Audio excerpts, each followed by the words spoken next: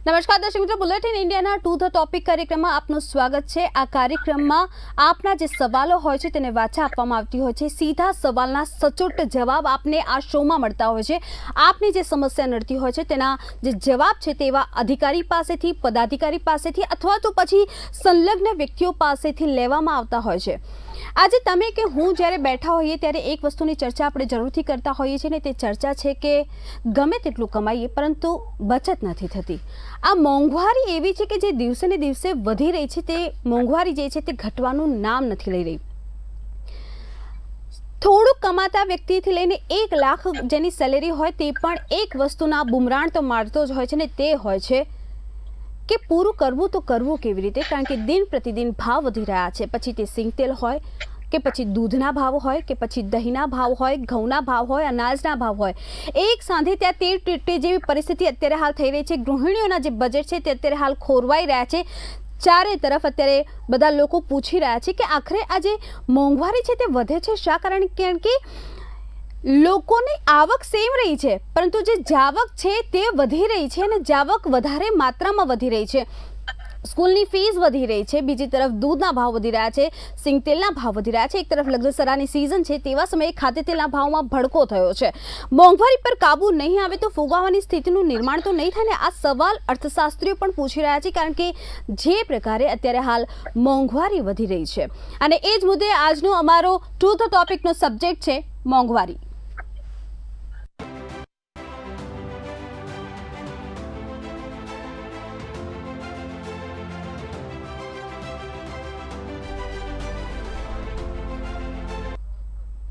બેફામ મોંઘવારી જે પ્રમાણે દિન પ્રતિદિન વધી રહી છે, શું સરકાર તેની પર અંકુશ લાવશે અને અંકુશ લાવવા માટે શું કરશે? કારણ કે જે પ્રકારે જ્યારે પાડોશી દેશો પણ સેમ આ જે સમસ્યા છે તેનાથી ઝઝૂમી રહ્યા છે તેવા સમયે ભારત દેશ પણ મોંઘવારીથી ઝઝૂમી રહ્યો છે। હા, અર્થશાસ્ત્રની જો વાત કરવામાં આવે તો અર્થશાસ્ત્ર સ્થિર છે, વિકાસનો દર વધ્યો છે, પ્રગતિ થઈ રહી છે, વિશ્વ ફલક ઉપર ભારતનું નામ થયું છે ને જેનાથી આપણને ગર્વ પણ છે। પરંતુ એક સત્ય બધાએ સ્વીકારવું પડશે કે મોંઘવારી દિન પ્રતિદિન વધી રહી છે જ્યારે આવક તે પ્રમાણમાં નથી વધી રહી। મોંઘવારીથી રાહત નહીં મળે તો પછી શું થશે? કારણ કે જે મોંઘવારીના કારણે ગૃહિણીઓ કરકસર કરીને અત્યારે હાલ પોતાનું ઘર ચલાવી રહી છે। ગુજરાતમાં ભલે દૂધના ભાવ વધારો અમલમાં નથી મુકાયો પરંતુ ભારતના અલગ અલગ જગ્યાઓ ઉપર, દિલ્હી, મુંબઈ, બધી જગ્યાઓ ઉપર આ ભાવ વધારો અમલમાં મૂકવામાં આવે છે। દૂધના ભાવ વધ્યા, દહીંના ભાવ વધ્યા, પેટ્રોલ ડીઝલના ભાવ પણ વધી રહ્યા છે અને એની જ અસર પડી રહી છે। લગ્નની સિઝન વચ્ચે જ્યારે ખાદ્ય તેલના ભાવમાં ભડકો થયો છે, શાકભાજી, અનાજના ભાવથી પ્રજા પરેશાન થઈ ગઈ છે। મોંઘવારીથી ગરીબોની જે થાળી છે તેમાં એક સમયે ખાલી રહે છે અને જે ખાલી રહે છે ને ત્યારે દિલમાંથી એક આહ નીકળે છે કે શા માટે મારી આ થાળીમાંથી એક પછી એક વસ્તુ ગાયબ થઈ રહી છે। ક્યારેક ચોખા ગાયબ થઈ રહ્યા છે, ક્યારેક દાળ ગાયબ થઈ રહી છે, ક્યારેક દૂધ ગાયબ થઈ રહ્યો છે અને જાણે તેલ તો દોહલું બની ગયું છે કારણ કે એક ટીપા તેલની કિંમત પણ જે અત્યારે હાલ જે ગરીબો છે તેના માટે તરસી રહ્યા છે। આટલી જ્યારે વેદના લોકો સમક્ષ ઠાલવવામાં આવી ત્યારે લોકો પણ આ સવાલ પૂછી રહ્યા છે સરકારને અને સરકારને ફક્ત લોકો જ નહીં પરંતુ વિપક્ષ પણ એ જ સવાલ પૂછી રહ્યું છે કે મોંઘવારી આખરે ક્યાં જઈને અટકશે ને? જ્યારે આ મોંઘવારી અત્યારે હાલ દિન પ્રતિદિન વધી રહી છે ત્યારે આ જે મોંઘવારી છે તેના માટે ભાજપ સરકાર પણ નિશાન પણ સાધ્યું હતું। કોંગ્રેસે અચ્છે દિનનો ઉલ્લેખ પણ કર્યો હતો અને આ જ મુદ્દે ચર્ચા કરવા માટે મારી સાથે સ્ટુડિયોમાં ઉપસ્થિત છે સંજીવ પંચોલી કે જેઓ નેતા ભાજપ છે, સાગર શાહ કે જેઓ નેતા કોંગ્રેસ છે, દાનિશ કુરેશી કે જેઓ નેતા AIMIM છે, જ્યારે ચોથા મારા ગેસ્ટ છે સિદ્ધાર્થ ભટ્ટ, આર્થિક નિષ્ણાંત છે। આપ ચારે મહાનુભાવનું બુલેટિન ઇન્ડિયામાં સ્વાગત છે। आप चारेने मारे एक कॉमन क्वेश्चन, સૌથી પ્રથમ આપની પ્રતિક્રિયા સંજીવજી। સર્વપ્રથમ હું આપની પાસેથી આવીશ કારણ કે સરકારનો જે પક્ષ છે આપ મૂકી રહ્યા છો। સંજીવજી જી, હા એટલે પ્રશ્ન કરો બેન। સંજીવજી સૌથી પ્રથમ પ્રતિક્રિયા આપની। હા એટલે આપે જે ખૂબ મોટી વાત કરી, પ્રિયમ્બલ બનાવ્યું।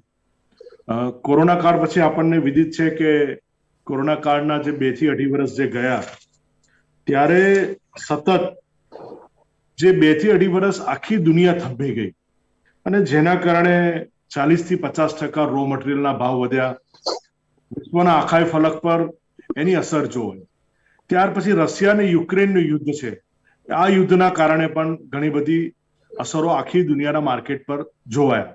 હવે આપણે વાત કરીએ તો ભારતમાં હજુ બીજા દેશોની સરખામણીમાં ખૂબ સારી રીતે બધી વસ્તુઓ આપણને ઉપલબ્ધ છે અને આપણા દેશનું જીડીપી પણ અત્યારે 7% ગ્રોથથી આગળ વધી રહ્યો છે. અને એની સામે જે મોંઘવારીનો દર છે એ તમે મોદીજીના શાસનમાં ગણીએ તો એ 6.5% છે. 2014માં જે માથાદીઠ આવક હતી એના કરતા બમણી માથાદીઠ આવક, એટલે કે 1.97 લાખની બમણી માથાદીઠ આવક થઈ છે. એટલે 2014ની તુલનામાં જે ભાવ હતા તે આજે લગભગ દોઢા થયા હશે કોઈક જગ્યાએ, પરંતુ માથાદીઠ આવક બમણી થઈ છે. અને માનનીય મોદીજીના મેક ઇન ઇન્ડિયાના નારા થકી ભારતે ઘણું બધું વિદેશી હુડિયામણ બચાવ્યું છે. આપણે એક સમય એવો હતો કે આપણે યુદ્ધના જહાજ નહોતા બનાવી શકતા, આપણે ઇવન નાનો એક બોમ્બ નહોતા બનાવી શકતા, મશીન ગન્સ નહોતા બનાવી શકતા, રાઇફલ્સ નહોતા બનાવી શકતા. એટલે કે ભારતના સંરક્ષણનો ખૂબ મોટો હિસ્સો એ આપણે વિદેશોમાં ડોલરના રૂપે આપવો પડતો હતો.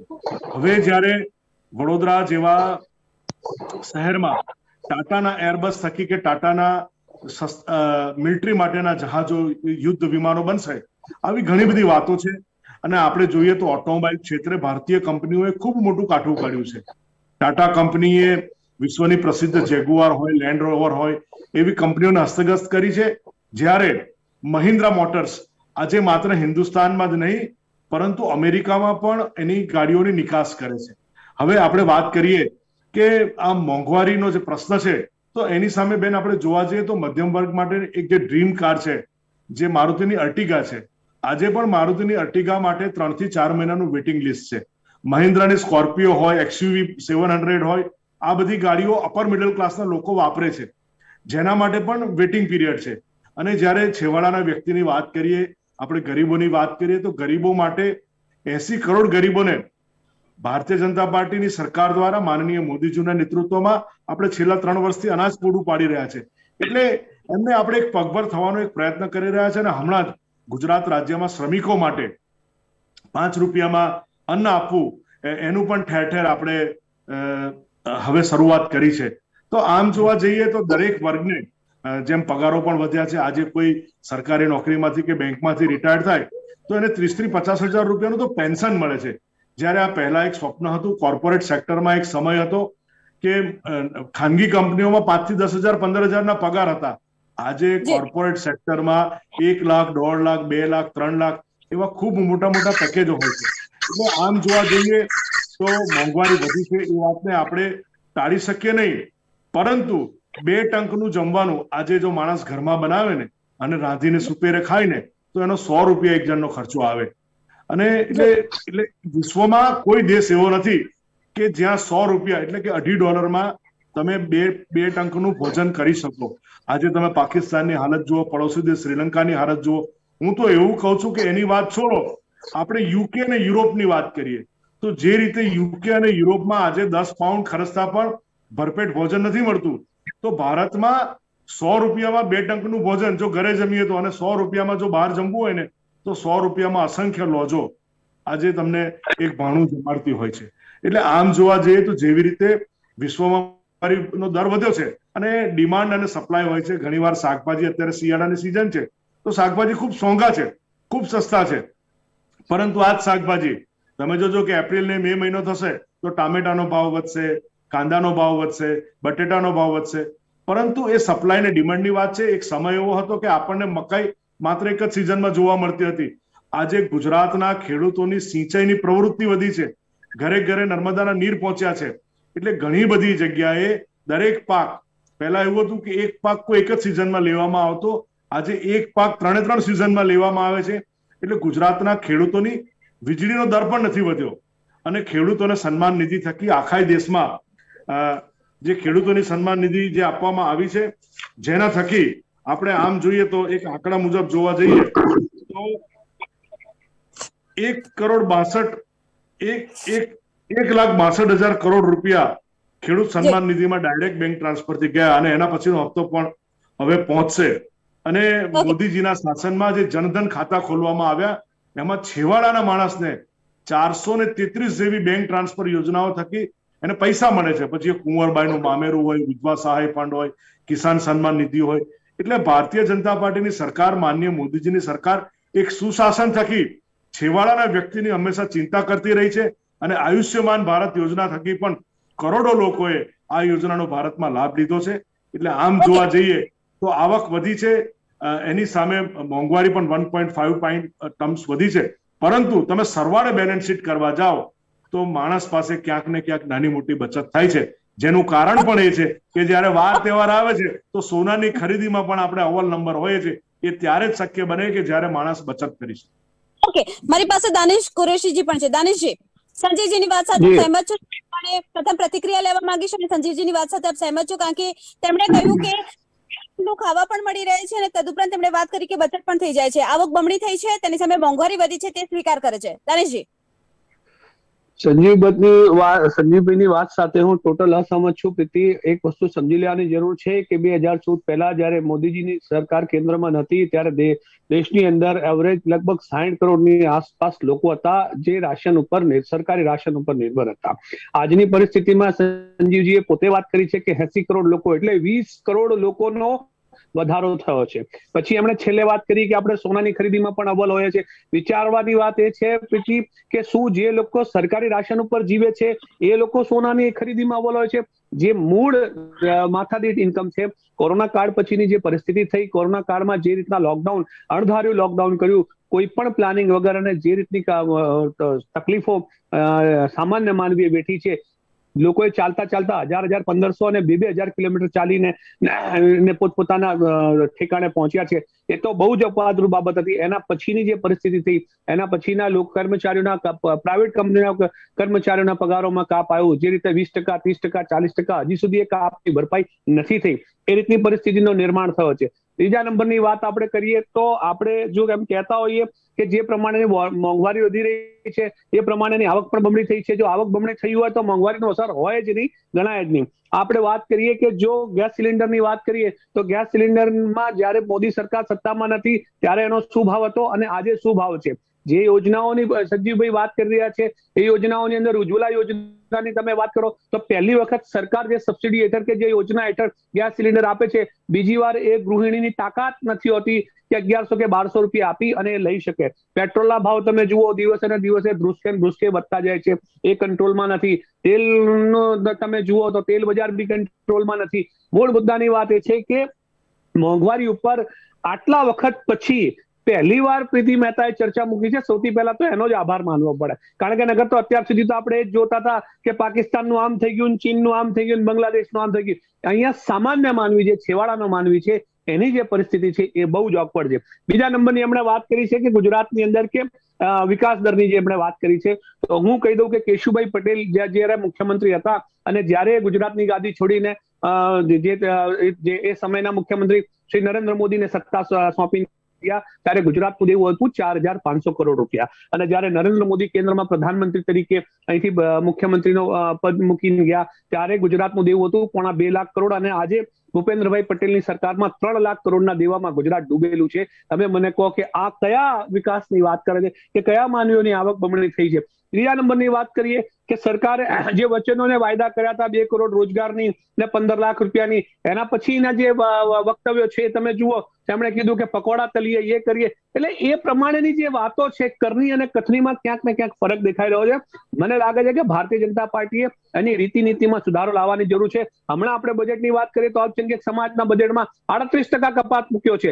એક બાજુ તમે વાત કરો છો સબકા સાથ સબકા વિકાસ, અને બીજી બાજુ અલ્પસંખ્યક સમાજ એટલો પ્રગતિ કરી ગયો છે, એટલો ઓવર બજેટ આપણે એ લોકોની પાસે પ્રોપોર્શનલ કરતા વધારે વાપરી નાખ્યો છે, જેમાં ગયા વર્ષ કરતા આ વર્ષે આપણે કપાત મૂકવાની જરૂર પડશે. પ્રશ્નો ઘણા બધા છે. મને લાગે છે કે અસમાનતાઓ ઘણી બધી છે અને અસમાનતાઓના કારણે આ રીતનો મોંઘવારી અને ઇન્ફ્લેશન વધ્યું છે. આજની પરિસ્થિતિ એવી છે કે છેલ્લા નોકરિયાત વર્ગની આપણે વાત કરીએ તો લોઅર મિડલ ક્લાસની કે મિડલ ક્લાસની, તો મહિનાના છેલ્લા 5 દિવસ કાઢવા એટલા કાઠા પડે છે કે ના પૂછો વાત પ્રતિ. એટલે મને લાગે છે કે આની અંદર ક્યાંક ને ક્યાંક સુધાર થવું જોઈએ. ઓકે, સાગરજી 2014 થી લઈને 2023 શરૂ થયું છે. લગભગ 2024માં આપણી સામે ઇલેક્શન છે, એટલે એવું કહી શકાય કે નરેન્દ્ર મોદી હવે પૂરા થવાના છે. આ લોકો જ્યારે વાત આવે જીડીપીની, તો એ દર વખતે 2019 અને 2020 ની અંદર જે કોરોના કાળ થયો એનું જ ઉદાહરણ આપે છે, પરંતુ યુપીએના 10 વર્ષ એની સાથે સરખામણી કરો તો એ 10 વર્ષનો જીડીપી અને તમારો 2014 થી લઈને 2019માં કોરોનાના 19 અને 20 2 વર્ષ કાઢી નાખો તો એ શરૂઆતના 2014 થી લઈને 2018 અને પછી છેલ્લા કોરોના ગયે પણ હવે તો 2 વર્ષ થઈ ગયા, તો પણ જીડીપી તમારો યુપીએની સરકારની કમ્પેરિઝનમાં તમારો જીડીપી બિલકુલ ઓછો છે. રાહુલ ગાંધીએ કહ્યું હતું કે કોરોનાનું ધ્યાન રાખજો, કોરોના વાયરસ ડેન્જર છે. નરેન્દ્ર મોદીએ અચાનક જાહેર કર્યું લોકડાઉન અને કહ્યું કે મહાભારતનું યુદ્ધ આપણે 18 દિવસમાં જીતા હતા, આ યુદ્ધ આપણે 21 દિવસમાં જીતીશું. ને આખા દેશને એમણે તાળીઓ પડાવડાવી, થાળીઓ વગાવડાવી અને દીવા સળગાવાયા. પરંતુ બધાને ખબર છે કે એ મૃત્યુ આંક કેટલો હતો. એ મૃત્યુ વિષયાંતર કરી રહ્યા છે. સાગરજી વિષયાંતર કરી રહ્યા છે. આપણે મોંઘવારી પર વાત કરીશું. ઉપર જ આવી રહ્યો છું કે આંકડા પણ ખોટા હતા અને આરટીઆઈ કરાવી ત્યારે સાચા આંકડા આવ્યા. તો તમારો આ જીડીપી જે છે તમે કહો છો એ જીડીપી ના આંકડા પણ સાચા છે, એ કેવી રીતે તમે કહી શકો? બરાબર છે. એટલે મોંઘવારી તો વધી જ છે, વધી જ રહી છે. સામાન્ય માણસો માટેની વાત છે. એમણે કહ્યું કે ગાડીઓ બધાએ બુક કરાવી છે. ગાડીઓ કોણ બુક કરાવે? જે માણસની ઇન્કમ દર મહિને 25 થી 35,000 હોય, જે પેટ્રોલ 10-15 હજારનું મહિને પેટ્રોલ વાપરી શકે ગાડી માટે, એ માણસો ગાડીઓ બુક કરાવે. તો એ માણસો કઈ મિડલ ક્લાસ ફેમિલીના ગાડીઓ માણસો કહેવાય કે તમે એવું કહો છો કે મિડલ ક્લાસ લોકો ગાડીઓ બુક કરાવે છે? અને આ જે બજેટ રજૂ કર્યું છે એની અંદર મનરેગાની વાત કરીએ, જે સૌથી ગરીબ લોકો માટે રોજગારનો જે એક યોજના છે એની અંદર પણ એમણે કટોતી મૂકી છે ને 60,000 કરોડનું બજેટ પાસ કર્યું છે. આટલા નાના નાના માણસો માટેની કોઈ યોજનાઓ છે જ નહીં. અને રાહુલ ગાંધીએ એ પણ કહ્યું હતું કે આ જે સરકાર છે એ માત્ર ને માત્ર ઉદ્યોગપતિની સરકાર છે. એનું અત્યારે તમે જોઈ શકો છો કે વર્લ્ડ લેવલે આજે 5 ટોપ માર્કેટમાંથી ભારત એમાંથી ખસી ગયું છે. 27 કરોડ લોકોને ગરીબી રેખામાંથી કોંગ્રેસ યુપીએની સરકારમાં બહાર લાવી હતું. આજે આ છેલ્લા 9 વર્ષની અંદર 20 કરોડ લોકો ગરીબી રેખાની નીચે જતા રહ્યા છે. એ એમનો જ આંકડો છે. હંગર ઇન્ડેક્સ આખા વર્લ્ડની અંદર સૌથી ઓછો આંકડો છે. પાકિસ્તાન, બાંગ્લાદેશ, નેપાળ જેવા દેશો પણ આપણા કરતા સારી રીતે કામ કરી રહ્યા છે. અનએમ્પ્લોયમેન્ટ રેટ આજે હાઈએસ્ટ છે. જીડીપી એમણે જે કહ્યું એ સાચો આંકડો નથી. તમે સાગરજી હું અહીંયા ડિફર થઈશ, કારણ કે પાકિસ્તાનની આપણે જ્યારે વાત કરી ત્યારે પાકિસ્તાન કરતા ભારત અત્યારે બહુ સારી પરિસ્થિતિમાં છે. સાગરજી અહીંયા હું આપણાથી ડિફર થઈશ. હંગર ઇન્ડેક્સ ભારત બહુ સારી પરિસ્થિતિમાં છે. હંગર ઇન્ડેક્સ શું છે? હંગર ઇન્ડેક્સ શું નક્કી કરે છે? ભૂખમરો. ભૂખમરો ક્યારે હોય? જ્યારે અનએમ્પ્લોયમેન્ટ હોય. અનએમ્પ્લોયમેન્ટ રેટ કેટલો છે આપણો? અત્યારે હાઈએસ્ટ રેટ છે ઇન્ડિયામાં અનએમ્પ્લોયમેન્ટ રેટ. એના કારણે આજે ગરીબી છે, ભૂખમરો છે, રોજગારી નથી, ગરીબો માટે કોઈ યોજનાઓ નથી, મનરેગામાં કટોતી મૂકી છે. તો આ બધું શું છે? રાહુલ ગાંધીએ કહ્યું હતું કે ઉદ્યોગપતિની સરકાર છે, એ સાબિત થઈ ગયું છે. અને તમે જયારે ઉદ્યોગપતિઓ જયારે આવી રીતે ફોલ ડાઉન થાય છે ત્યારે જે રોજગાર છે એ પણ ઓછા થવાના છે ને. તો ગરીબી તો છે જ. ગરીબીના વાયદા ખોટા છે. મેક ઇન ઇન્ડિયાનો વાયદો કરે તો ખોટો છે, ડિજિટલનો વાયદો કરે તો ખોટો છે, કેશલેસ ઇન્ડિયાનો વાયદો કરે તો એ ખોટો છે. કોઈ પણ જગ્યાએ આ સરકાર સફળ થઈ નથી. ગરીબી પણ છે. કોની સરકાર છે, કોના માટે કામ કરે છે, બધા જ મુદ્દા ઉપર હું ડિટેલમાં ચર્ચા કરીશ. પરંતુ આપણી સાથે સિદ્ધાર્થ ભટ્ટ બી જોડાયેલા છે, જેઓ આર્થિક નિષ્ણાંત છે, આર્થિક નીતિઓના જાણકાર છે. સિદ્ધાર્થજી, આપ જણાવશો કે આપ આ મોંઘવારીને કેવી રીતે જોઈ રહ્યા છો? કારણ કે જે પ્રમાણે મધ્યમ વર્ગની વાત કરવામાં આવે, કારણ કે સૌથી વધારે જે વર્ગ છે તે મધ્યમ વર્ગ છે. સૌથી પ્રથમ આપની પ્રતિક્રિયા લેવા માંગીશ. આપે જે મહાનુભાવોના પહેલી પ્રતિક્રિયા સાંભળી છે, આપ શું કહી રહ્યા છો? સિદ્ધાર્થજી. મોંઘવારી વિશ્વમાં બધી જગ્યાએ છે, પરંતુ જે અગાઉના વક્તાએ કીધું સરકારના વક્તાએ, તો એ ક્યાંક ને ક્યાંક ભારતમાં મોંઘવારી વિશ્વના બીજા દેશો કરતા કમ્પેરમાં ઓછી છે. કારણ કે અમેરિકામાં એક સમય હતો કે મોંઘવારીનો દર 11% પહોંચી ગયો હતો. યુરોપના દેશો લઈ લઈએ, કારણ કે આપણે કમ્પેરિઝન છે ને હંમેશા આપણાથી આગળના દેશો જોડે કરવી જોઈએ, નહીં કે આપણાથી પાછળના દેશો જોડે. તો યુરોપમાં પણ ગેસનો પુરવઠો જે ખોરવાયો યુદ્ધના લીધે, તો ત્યાં પણ મોંઘવારી હતી. જે સૌથી સ્ટેબલ જોઈએ તો ક્યાંક ને ક્યાંક આપણે અનાજ, કૃષિ પેદાશોનું જાતે ઉત્પાદન કરીએ છીએ. ભારત એ કૃષિ પેદાશમાં આત્મનિર્ભર છે, એટલે આપણને વિશ્વના અન્ય દેશો કરતા મોંઘવારી ઓછી નડી છે. પરંતુ આપણને પ્રશ્ન શું થયો કે ભારત એ હજી ઉભરતો દેશ છે, વિકાસ કરતો દેશ છે. એટલે આપણી જોડે એવી નાણાકીય સ્ટ્રેન્થ નથી. આપણે પેટ્રોલિયમ પ્રોડક્ટ ઇમ્પોર્ટ કરીએ છીએ. તો કોરોનાના સમયમાં પેટ્રોલિયમ પ્રોડક્ટનો ભાવ ઘટ્યો હતો, પણ જેવું માર્કેટ ઓપન થયું તો તો પેટ્રોલિયમ જે યુરોપ ગલ્ફ કન્ટ્રી હતી, આરબ દેશો હતા, તો એ લોકોએ નફાખોરી કરવાનું શરૂ કર્યું, કારણ કે એમને જે નુકસાન થયું હોય કોરોનામાં એને ભરપાઈ તો કરવું પડે. એટલે એમને પેટ્રોલ ડીઝલના ભાવ વધારી દીધા અને આપણે 90% ઇમ્પોર્ટ કરીએ છીએ. એટલે આપણને એ માર પડ્યો, કારણ કે આપણો દેશ 90% પેટ્રોલિયમ પ્રોડક્ટ આયાત કરીએ છીએ. અને કૃષિ ક્ષેત્ર હોય, હોસ્પિટલ ક્ષેત્ર હોય કે અવર જવરનું ટ્રાન્સપોર્ટ ક્ષેત્ર હોય, તો એ એનર્જી પેટ્રોલિયમ વગર ચાલતું નથી. એટલે એનો ભાર ક્યાં પડે, કન્યાનો ભાર કેડે, એવી રીતે એ બધી ઇન્ડસ્ટ્રીમાં વેપારી લોકોએ ગ્રાહકોના શિરે આ બધો ભાવ વધારો ઝીક્યો અને એના આધારે આપણને એવું લાગે છે કે વસ્તુઓનો ભાવ વધી ગયો. બીજું ચાઇના છે, તો ચાઇનામાં જે તે સમયે કોરોના આવ્યો હતો તો ત્યાંનું બધું પ્રોડક્શન ઉત્પાદન ઠપ થઈ ગયું હતું. એટલે વિશ્વમાં 25% બજાર હિસ્સો ચાઇના છે.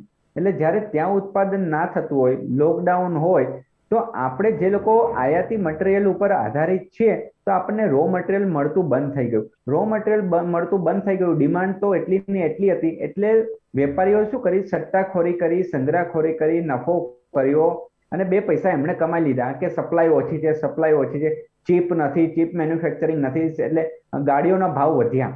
તો એમાં એમને કમાણીની તક દેખાઈ. જેવી રીતે કોરોનાના સમયમાં અમુક ડોક્ટરોએ, હોસ્પિટલોએ જે બેફામ કમાણી કરી, તો એવી જ રીતે કોરોનાનો લાભ લઈને અમુક વેપારીઓએ, બધા નહીં, 80% તો સારા જ વેપારી છે, 20% એ સંગ્રહખોરી કરી, એની અસર આપણને આ દેખાય.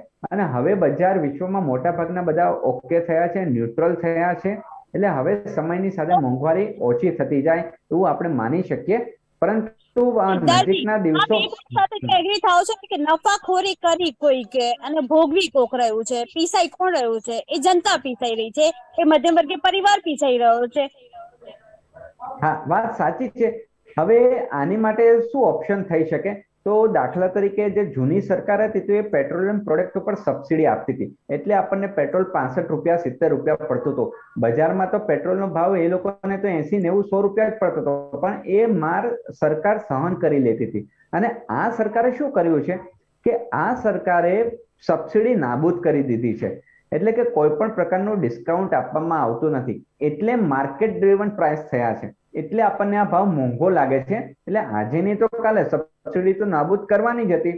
એટલે પેલો કાલે મળતો એમ કરતા આજે મરે એના જેવો ઘાટ થાય, જો હું સીધી ને સરળ ભાષામાં વાત કરું તો. એટલે આ મોંઘવારી આવવાની જ હતી. ઓકે સંજીવજી, ઘણા બધા સવાલો સરકાર ઉપર સધાયા. તદુપરાંત વાત કરવામાં આવે તો વાત કરવામાં આવી કે મગફળીનું ઉત્પાદન મબલક ખેડૂતોને સંતુષ્ટ ભાવ નથી મળતા, તો ખાદ્ય તેલ આટલું મોંઘું કેમ? કારણ કે પીસાઈ જનતા રહી છે, લગ્નગાળાની સીઝન છે. નહીં બેન, ખેડૂતોની એમએસપી જે રીતે દોઢી બની છે, તમે જુઓ તો છેલ્લા 10 વર્ષમાં ખેડૂતોની એમએસપી છે દોઢી બની છે. અને સિંગ તેલના ભાવ ત્યારે જ વધે કે જ્યારે સિંગદાણાના ભાવ વધે. અને તે છતાં ખેડૂત એક એવા મિત્રો છે કે જેમને હંમેશા આપણે મદદ કરવી જોઈએ, એને પગભર કરવો જોઈએ. કારણ કે ખેડૂતની હંમેશા જે બેલેન્સ શીટ હોય છે એ ઘણી બધી વાર કુદરતી આફતોને આધીન હોય છે. એટલે ખેડૂતોની એમએસપી વધુ કરવી જોઈએ. અને વીજળી પણ ભારતીય જનતા પાર્ટીની સરકારમાં પહેલા જ્યારે કોંગ્રેસ વખતે 3-4 કલાક આપવામાં આવતી હતી, જે આજે 6-7 કલાક આપવામાં આવે છે. પછી આપણે આગળ જઈને વાત કરીએ તો પહેલા જે લોન આપવામાં આવતી હતી ખેડૂતને, એ 12 થી 15-17% સુધીના વ્યાજમાં લોન આપવામાં આવતી હતી. આજે 0% વ્યાજે લોન આપે છે. ખેડૂતોને આપણે કિસાન સન્માન નિધિ આપીએ છીએ. આ એક વાત ખેડૂતો પૂરતી છે. હવે જો આપણે પેટ્રોલ ડીઝલની વાત કરીએ ને, તો યુપીએ 2 વખતે 1.40 લાખ કરોડ રૂપિયાના પેટ્રો બોન્ડ, જેમ હમણાં સિદ્ધાર્થભાઈએ કહ્યું ને કે પહેલાની સરકાર જે હતી કંટ્રોલ રાખતી હતી પેટ્રોલ પર, એટલે એમણે શું કરેલું કે એમણે પેટ્રો બોન્ડ પેટ્રો કંપનીઓને આપ્યા અને એ બધા પેટ્રો બોન્ડ વારાફરતી પાકતા થયા. અને હવે એમણે જે દેવું કર્યું છે પેટ્રો બોન્ડ પેટ્રોલ કંપનીને આપ્યા, એનું જે દેવું છે એ ભારતીય જનતા પાર્ટીની સરકાર એટલે કે એનડીએની સરકાર કરે છે. કારણ કે યુપીએ 2 દ્વારા 1.4 લાખ કરોડના પેટ્રો બોન્ડ આપ્યા હતા, તેની સામે 70,000 કરોડ રૂપિયાનું ભારતીય જનતા પાર્ટીએ વ્યાજ ચૂક્યું છે. અને પાકતી મુદતે એ પેટ્રો બોન્ડ પણ આપવા પડે છે. આ એક વાત થઈ પેટ્રોલની. પણ આપણે જોવા જઈએ તો છેલ્લા 1 વર્ષમાં એનડીએની સરકારે પેટ્રોલના ભાવ વધાર્યા નથી. આપણે સમજીએ છીએ કે જેમ સિદ્ધાર્થભાઈએ કહ્યું એમ 82 થી 90% ક્રૂડ આપણે ઇમ્પોર્ટ કરવું પડે છે. કારણ કે આપણે સંપૂર્ણપણે ઇમ્પોર્ટ પર આધારિત છે. હવે એમાં ભારતીય જનતા પાર્ટીની સરકારની વાત કરીએ તો જ્યાં કોંગ્રેસની સરકાર છે, અથવા તો જ્યાં આપની સરકાર છે ત્યાં પેટ્રોલના ભાવ ભારતીય જનતા પાર્ટીની સરકાર કરતા વધારે છે.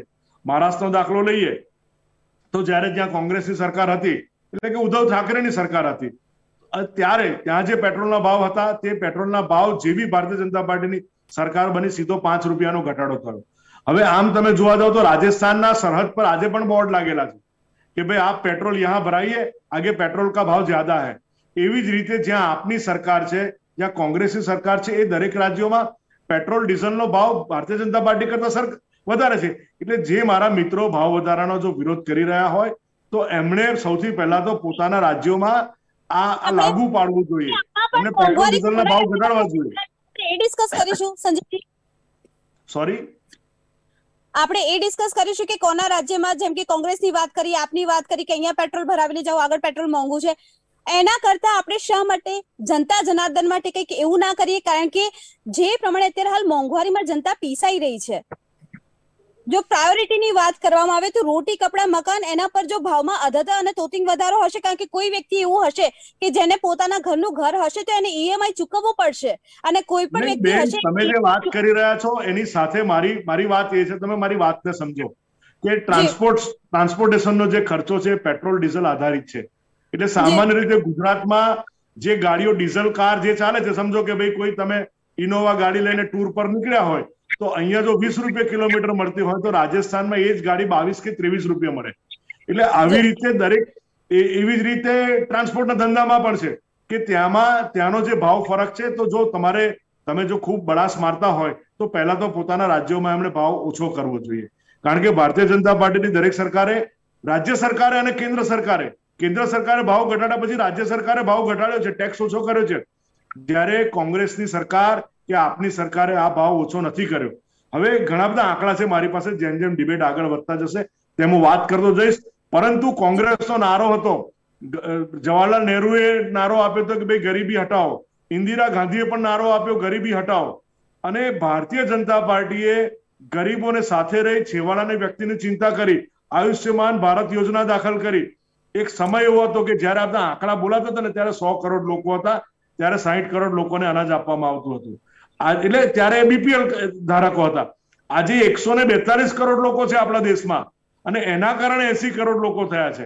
એટલે જેમ વસ્તી વધી છે એની સામે લોકો પણ બીપીએલ કાર્ડ ધારકો વધ્યા છે. પરંતુ તમે આજે જોવા જાઓ તો તમારી સોસાયટી કે મારી સોસાયટીમાં મ્યુનિસિપલ કોર્પોરેશનનો જે ઝાડુ વાળો છે ને એનો પણ 40-50 હજાર રૂપિયા પગાર છે, અને એ પણ મોટરસાયકલ લઈને આવે છે. એક સમય એવો હતો કે જયારે મારા બાપ દાદાઓ, તમારે તો બેન કદાચ નાના હશો, પણ મારા ફાધર ક્યારે સ્કૂટર વાપર્યું નહોતું, એ સાયકલ પર આખી જિંદગી ફર્યા છે.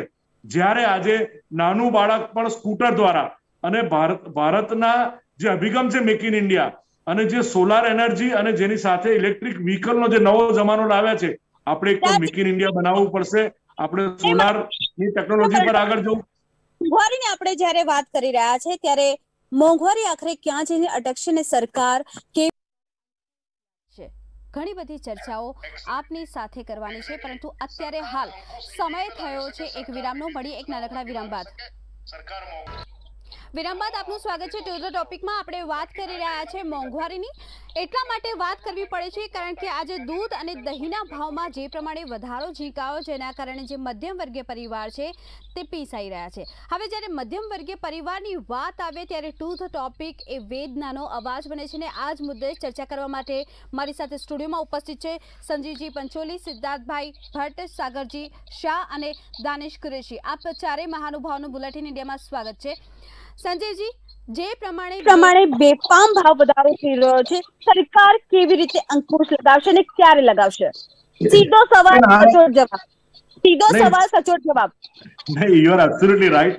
અને આ તમારો ખૂબ સીધો સવાલ છે, અને એનો હું સચોટ જવાબ પણ આપીશ.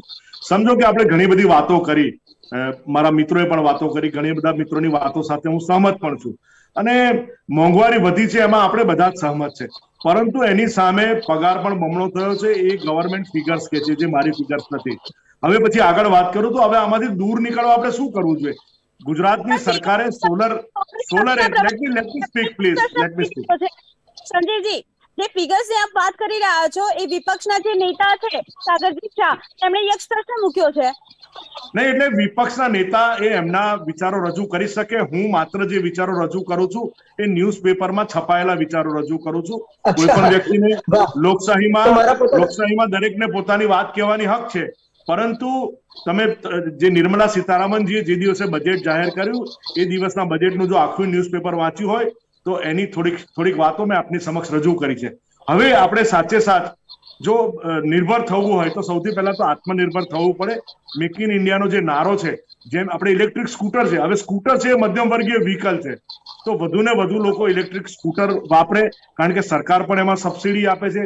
એવી રીતે લાઇટ ને વીજળીમાં સરકાર તરફથી આત્મનિર્ભર જે બનવાનું છે તેની વાત રજૂ કરવામાં આવી છે. દાનિશજી મારી સાથે જોડાયેલા છે. સંજયજી, હું આપની પાસે આવીશ, પરંતુ અત્યારે હાલ સમયની જે પ્રમાણે મર્યાદા છે, દાનિશજી આપની પાસે આવવા માંગુ છું, ત્યાર પછી સાગરજી આપની પાસે આવીશ. દાનિશજી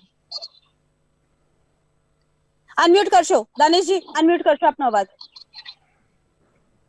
અનમ્યુટ. ઓકે, સંજીવભાઈએ જે વાત કરી કે દેશનું જે પોપ્યુલેશન છે એ વધ્યું છે, એના કારણે સરકારી અનાજ પર નિર્ભર લોકોનો આંકડા વધ્યા છે, તો કદાચ આ વાત સાથે હું ટોટલ ડિસએગ્રી કરું છું. એનું કારણ એ છે કે એવું નથી કે કોઈ 100 કરોડની વસ્તી હતી એમાં 60 કરોડ જે તે સમયે મનમોહનસિંહ સરકાર કે એની પહેલાની સરકાર, ઇવન વાજપેયી વખતની સરકારમાં પણ લોકોને રાહતના દરે અનાજ મળતું રહ્યું છે, દરેક સરકારોમાં મળે છે. તો શું નવા જન્મેલા 20 કરોડ એ વ્યાખ્યામાં આવી ગયા જે સરકાર પર નિર્ભર થતા હોય એવા રીતના? બીજા નંબરની વાત હું આપને કહું કે વર્તમાન જે સરકારની નીતિ છે ને, એકચ્યુઅલીમાં એ ટેક્સ બેઝ નીતિ છે, અને જે નેચરલ રિસોર્સિસ છે દેશના કે પ્રદેશના આપણા, એના ઉપર નિર્ભર છે. પણ નેચરલ રિસોર્સિસનો એક કોટો હોય છે, તો એક વસ્તુ સમજવાની જરૂર છે. સરકારની પાસે છે ને ઓટો રિન્યુઅલ જેવી કોઈ પદ્ધતિ કે કોઈ પોલિસી એ બનાવતી પણ નથી ને એની પાસે કોઈ, મને એવું લાગે છે કે વિઝન પણ નથી, કારણ કે છેલ્લા 8 વર્ષની અંદર આપણે ક્યાંય જોયું નથી. મુદ્દાની વાત એ છે કે તત્કાલીન મુખ્યમંત્રી આપણા નરેન્દ્રભાઈ મોદી જે તે સમયે જીએસટી અને જીએસટીના પર્સન્ટેજનો વિરોધ કરતા હતા, પછી પ્રધાનમંત્રી બન્યા પછી એને લાગુ કર્યું. મનરેગાનો વિરોધ કરતા હતા, પછી પ્રધાનમંત્રી બન્યા પછી એને લાગુ કર્યું. આધાર કાર્ડનો વિરોધ કરતા હતા, પછી એટલે પોલિસીઝની અગર જે વાત કરીએ તો મને ક્યાંય લાગતું નથી કે કોંગ્રેસ અને બીજેપીની પોલિસીઝમાં ક્યાંક ફેર હોય. વેલફેર યોજનાઓની વાત કરીએ તો વેલફેર યોજનાઓની અંદર જનધન ખાતા ખોલાયા જે વસ્તુ 100% સાચી છે. એ સિવાય બીજું ક્યાંય કોઈ નવું નથી. જૂની યોજનાઓના નામ બદલીને નવા આવેલા છે, અને એમાં સામાન્ય માનવીને જે મદદ મેળવી જોઈએ વેલફેરના નામે, વેલફેરની સ્કીમો મોદી સરકાર કે રાજ્ય સરકારો લાવી છે, એમાં બે મત નથી. જેમ મેં તમને ઉજ્જવલા યોજનાની વાત કરી કે ઉજ્જવલા યોજના હેઠળ ખાસી ગૃહિણીઓને તમે ગેસનો સિલિન્ડર અને ચૂલો આપ્યો, પણ એમાં સેકન્ડ ટાઈમ જે રિન્યુઅલ છે એ નંબર તમે જુઓ તો એ 10% પણ નથી, 8.9% ઉપર આવીને ઉભું રહી જાય છે. તો થાય છે શું કે સરકારી યોજના હેઠળ જયારે તમને ગેસ સિલિન્ડર મળ્યો ત્યારે પહેલી વખત તો તમને ભરેલું હતું એટલે તમે યુઝ કરી નાખ્યો, પણ 1100 રૂપિયા કે 1000 રૂપિયાનો ગેસનો સિલિન્ડર ખરીદવાની કોઈ સામાન્ય માનવીની યથાશક્તિ નથી કે ગૃહિણીઓ પાસે હવે એટલી બચત થતી નથી. નોટબંધી પછી જે ગૃહિણીઓ પાસેની જે બચત જે રીતની મેરી ગો રાઉન્ડ શૂન્ય થયું એના કારણે જે નુકસાન વેઠવવાનું થયું એ ઘણો ખરો મોટો નુકસાન હતો. એના કારણે એમએસએમઈમાં નુકસાન થયું, એના માટે આર્થિક નુકસાનો જે થયા. મોંઘવારી તો ઠીક છે, મોંઘવારી પર નોટબંધી અને નોટબંધી પછી તરત કોરોનાના કારણે જે આર્થિક મારો પડી સામાન્ય નાગરિક ઉપર, એના કારણે આજની જે સ્થિતિ છે એ સુડી વચ્ચે સોપારી જેવી સ્થિતિ થઈ ગઈ છે નાગરિકની. ઓકે, સુડી વચ્ચે સોપારી જેવી પરિસ્થિતિ છે, પરંતુ એમાં એક વાક્ય હું એડ કરીશ, એક સાથે ત્યાં તે તૂટે જેવી પરિસ્થિતિનું નિર્માણ થયું છે. સાગરજી, જે પ્રમાણે રોજનું કમાઈને રોજ ખાવા વાળા હોય એના માટે આ જે સમયગાળો છે એક ચેલેન્જ રૂપ સાબિત થઈ રહ્યો છે. સાગરજી, બિલકુલ થઈ રહ્યું છે. સાહેબે કહ્યું કે જ્યાં જ્યાં ભારતીય જનતા પાર્ટીની સરકારો છે ત્યાં અમે પેટ્રોલમાં પૈસા ઘટાડ્યા છે, તો તમે બંધ કરેલી કોંગ્રેસની પેન્શન યોજનાઓ આજે હિમાચલ પ્રદેશમાં સરકાર આવતા જ દૂર કરવામાં આવી છે અને ફરીથી પેન્શન યોજનાઓ શરૂ કરવામાં આવી છે. રાજસ્થાનની અંદર પણ પેન્શનની યોજનાઓ શરૂ કરવામાં આવી છે. તમે ખાલી પેટ્રોલના 5 રૂપિયા કે 10 રૂપિયા ઘટાડી તમારા રાજ્યમાં તમે એવું સાબિત કરવા માંગો છો કે તમે લોકો માટે વિચારો છો, પણ જે હજારો લાખો પગાર જે કર્મચારીઓના છે એને તમે બિલકુલ બંધ કરી દીધા છે. મેં કહ્યું ને કે 27 કરોડ જે ગરીબીની રેખામાંથી બહાર આવ્યા હતા એને તમે 20 કરોડ લોકોને પાછા ગરીબીની રેખામાં નાખી દીધા છે. તો પેન્શનની યોજનાઓ તો આટલી મોટી યોજનાઓ તો કોંગ્રેસની સરકારમાં ચાલુ કરવામાં આવી છે, અને એવું કહેવામાં આવે છે હમણાં વાત થઈ એ પ્રમાણે કે ભાઈ ખેડૂતો આત્મનિર્ભર બન્યા. અરે ભાઈ, ભારત દેશ તો ખેતી પ્રધાન દેશ છે, 65% લોકો ભારતની અંદર ખેતી સાથે જોડાયેલા છે. આખી દુનિયામાં ભારતની નામના માત્ર ને માત્ર કૃષિ પ્રધાન દેશ તરીકે છે. તો કેવી રીતે હમણાં જ ખેડૂતો આત્મનિર્ભર બન્યા? અને જો ખરેખર ખેડૂતો માટે તમે કામ કરતા હોય, તમે ખેડૂતોની ચિંતા કરતા હોય, તો તમે ગઈ સરકારોની જો વાત કરી તો 12,000 લાખ કરોડ જે બજેટ હતું એનું આ વખતે તમે કૃષિની અંદર 10.9 લાખ કરોડ બજેટ કરી નાખ્યું છે. તો તમે ખેડૂતોને મદદ કરવાની વાત કરો છો, તો ખેડૂતો તો મિડલ ક્લાસ માણસો કહેવાય ને. કેટલાક રીચ ખેડૂતોનો વાત છોડી દઈએ તો 65% ખેડૂતો જે આ ભારત દેશની અંદર 65% વસ્તી જે ખેતીમાં જોડાયેલી છે એમાં કઈ બધા તો કરોડપતિ કે લાખોપતિ કે સમૃદ્ધ ખેડૂતો તો છે નહીં. તો આ મિડલ ક્લાસ ફેમિલીના ખેડૂતો માટે તમે બજેટ ઘટાડી દીધું છે. તો પછી તમે કેવી રીતે કહી શકો કે તમે ગરીબોની સરકાર છે? તમે પેન્શન યોજના બંધ કરી દીધી છે અને કોંગ્રેસની સરકારોએ પેન્શન યોજના ચાલુ કરી છે. તો તમે કેવી રીતે સવાલ પૂછ્યા છે, જવાબ પણ લઈ લઈએ. સાગરજી ઘણા બધા સવાલ પૂછ્યા છે, જવાબ પણ લઈ લઈએ. સિદ્ધાર્થજી આપની પાસે આ માંગુ છું. સિદ્ધાર્થજી સાંભળી શકો છો આપ મને? એમની વાત સાચી છે. Yes yes. હવે એમને જે વાત કરી તો એનું અન્ડરસ્ટેન્ડિંગ કરીએ કે યોજનાઓ એમાં બે મત નથી કે જે જૂની સરકારની યોજનાઓ હતી એ જ નવી સરકારે ઓલમોસ્ટ કન્ટિન્યુ કરી છે. પરંતુ નવું કરે તો કરે શું? અને પ્રશ્ન પોલિસી મેકિંગ નો નથી, પોલિસી ઇમ્પ્લિમેન્ટેશન નો છે. યોજનાઓ તો દરેક સરકારની સારી જ હોય છે. દરેક સરકારના નવું કરે તો કરે શું? તો પછી જૂની સરકાર જ સારી હતી ને? નવી સરકારના જે વાયદા હતા એ વાયદાનો મતલબ શું? તો લોકોએ નક્કી કરવાનું છે ને ભાઈ.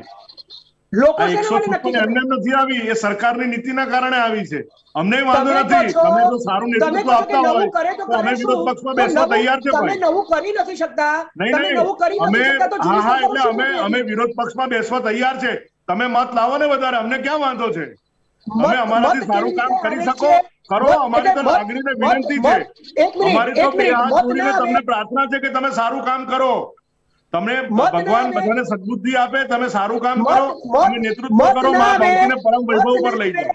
મત ના આવે, તમને વોટ્સ મળી જાય એટલે એવું ના હોય કે વિપક્ષ સવાલ ના કરી શકે. વિપક્ષને સવાલ કરવાનો તમે સવાલ પણ કરો, પણ અમે જવાબ પણ આપીશું.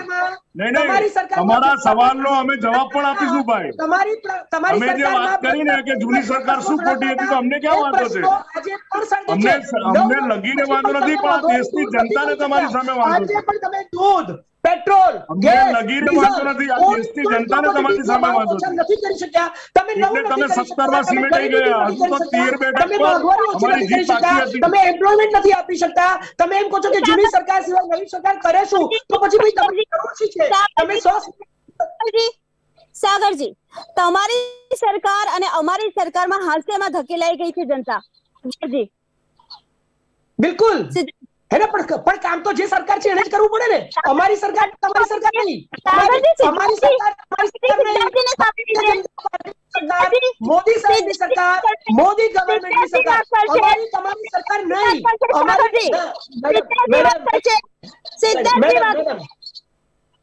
અમારી તમારી સરકાર નહીં. સરકાર જેની હોય એની વાત થાય. અમારી તમારી સરકાર નહીં. સિદ્ધાર્થજી, આપણે જયારે અખંડ ભારતની વાત કરીએ છીએ તો પ્રજાનું હિત સર્વોપરી હોય છે. સરકાર ગમે તેની હોય, છેલ્લે પ્રજા છે તો રાજા છે. અને જેવી પ્રજા એવો રાજા.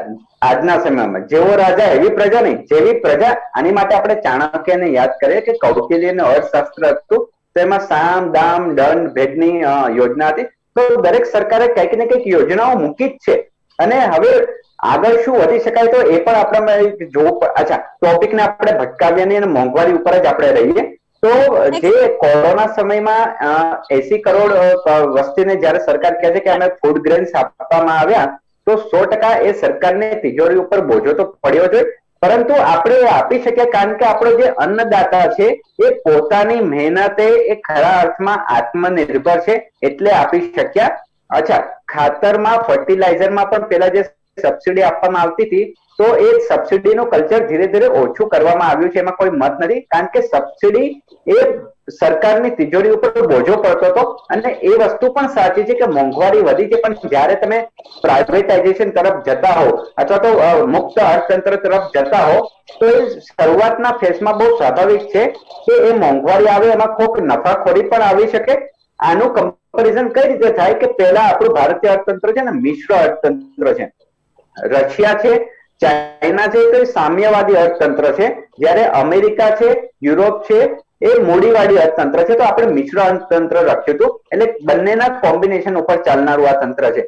એટલે હવે ધીરે ધીરે આપણે પ્રાઇવેટાઇઝેશન તરફ જઈ રહ્યા છે, એટલે કે મુક્ત બજાર ઉપર જઈ રહ્યા છે. તો બજાર જ પુરવઠો, માંગ અને પુરવઠાનું નક્કી કરતું હોય છે. જો મોંઘવારી નડે છે તો એ આપણે પ્રજાએ, આપણા વેપારીઓએ સમજવાનું છે.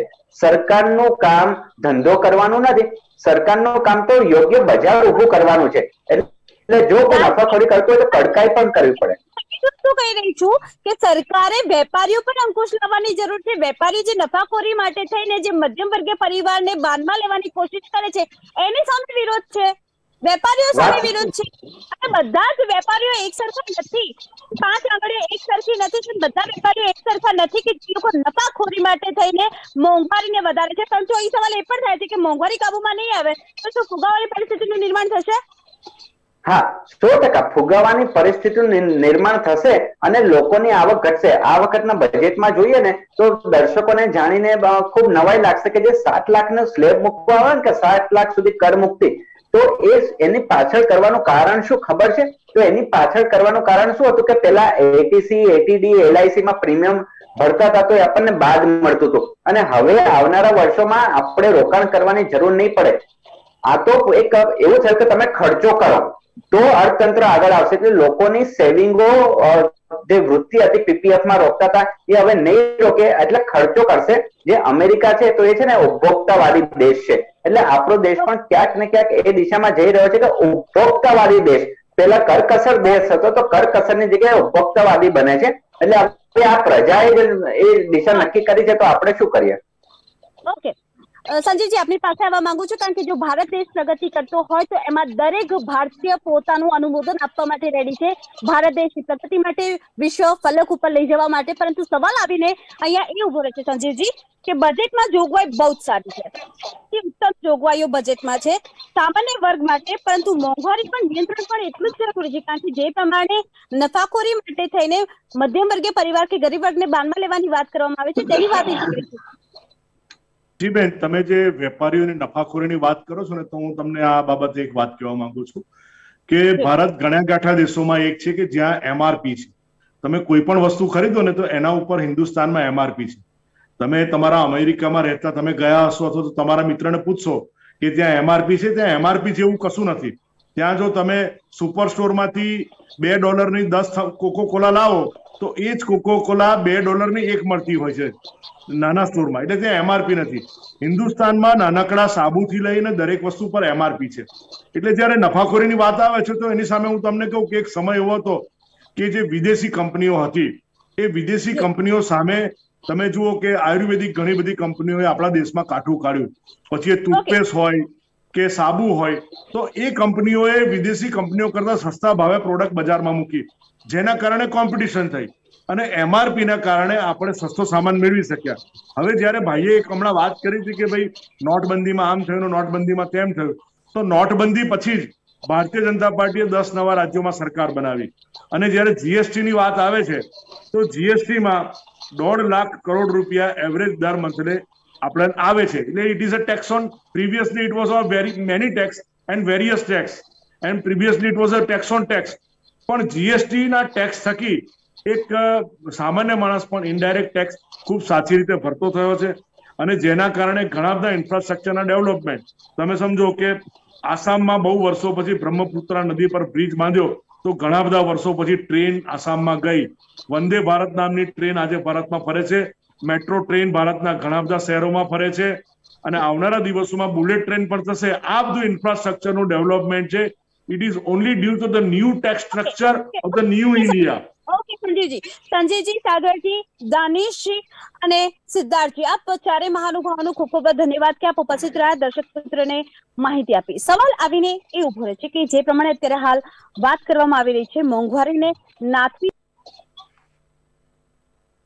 પ્રમાણે માલ વેચી રહ્યા છે, જે પ્રમાણે દૂધ અને દહીંના ભાવમાં વધારો થઈ રહ્યો છે, અનાજના ભાવમાં વધારો થઈ રહ્યો છે, પેટ્રોલ ડીઝલના ભાવમાં વધારો થઈ રહ્યો છે, દિન પ્રતિદિન આવક નથી વધતી, પરંતુ જે જાવકની મર્યાદા છે તે તય નથી થઈ રહી, એક સાથે ત્યાં તે તૂટે જેવી પરિસ્થિતિ છે। પરંતુ આજે આખી ડિબેટ કરી, ડિબેટમાં એક સૂર નીકળ્યો કે કરણી કોકની અને ભોગવી કોક રહ્યું છે, કારણ કે જે પ્રમાણે અત્યારે હાલ માહોલ સર્જાયો છે, બજેટમાં બહુ જ સારી જોગવાઈઓ કરવામાં આવી છે, પરંતુ જો એ વ્યવસ્થિત રીતે જનતા સુધી પહોંચશે તો દેશ પ્રગતિ કરી રહ્યો છે, પરંતુ એ સિંહ ગતિની હરણફાળ પણ ભરી શકે છે, જેના કારણે ભારત જે વિશ્વ ફલક ઉપર અત્યારે હાલ પોતાની નામના મેળવી રહ્યો છે।